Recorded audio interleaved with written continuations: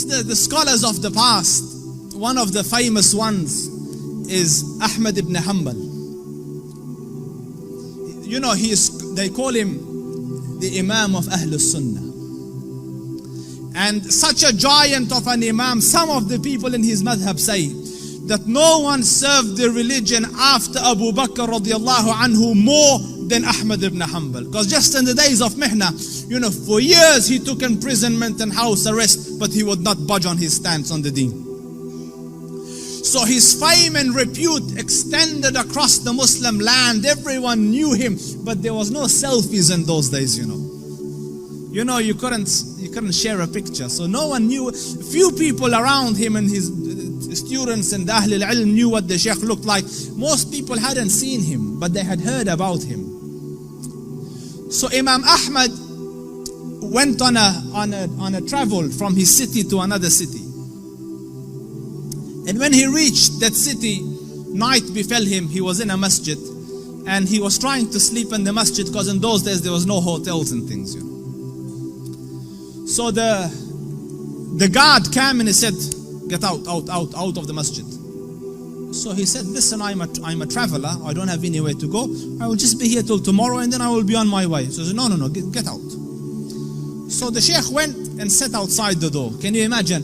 This was a man, you know, who, when he used to walk, hundreds would be walking with him, and they would kiss his head and hold his books. Imam Ahmad was Imam Ahmad. Now he's sitting at the door of the masjid. So he looks at him, he goes, "Didn't I tell you to go?" He goes, "I'm outside." He goes, "No, get out." So he said, "Listen, it's just..." So he said he held the Imam from his leg and dragged him onto the street. Imam Ahmad.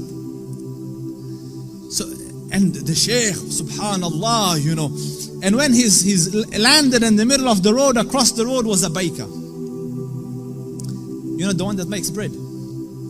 So the baker saw him and he goes, "Listen, you know, he sees in him signs of piety and taqwa." So he goes, "Come here and sleep in my bakery, like, you know, and I am making the dough all night and fixing the bread, because people will come at Fajr to buy, but you sleep here as I'm doing my work."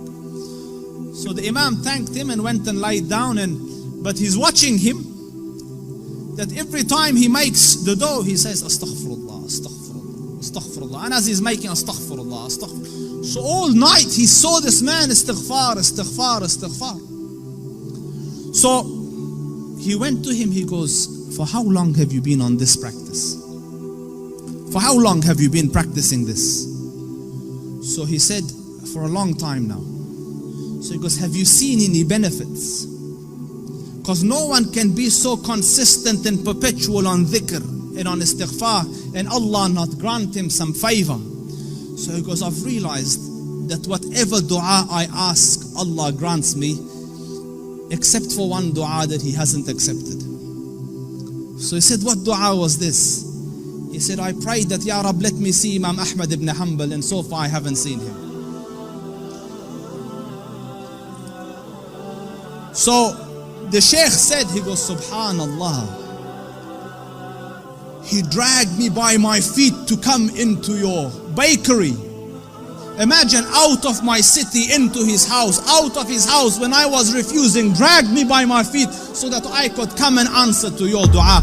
فَقُلْتُ اسْتَغْفِرُوا رَبَّكُمْ إِنَّهُ كَانَ غَفَّارًا يُرْسِلِ السَّمَاءَ عَلَيْكُمْ مِدْرَارًا وَيُمْدِدْكُمْ بِأَمْوَالٍ وَبَنِينَ وَيَجْعَلْ لَكُمْ جَنَّاتٍ وَيَجْعَلْ لَكُمْ أَنْهَارًا." My dear brothers, turn to Allah Rabbul Izzah. Wallahi, I don't say this as a nice to say. Your refuge from every difficulty is Allah Rabbul Izzah. Turn to Him with a, wallahi, turn once to Allah Rabbul Izzah, and you will find your Lord more merciful and more accommodating and more accepting than the kindest of the kind of this world.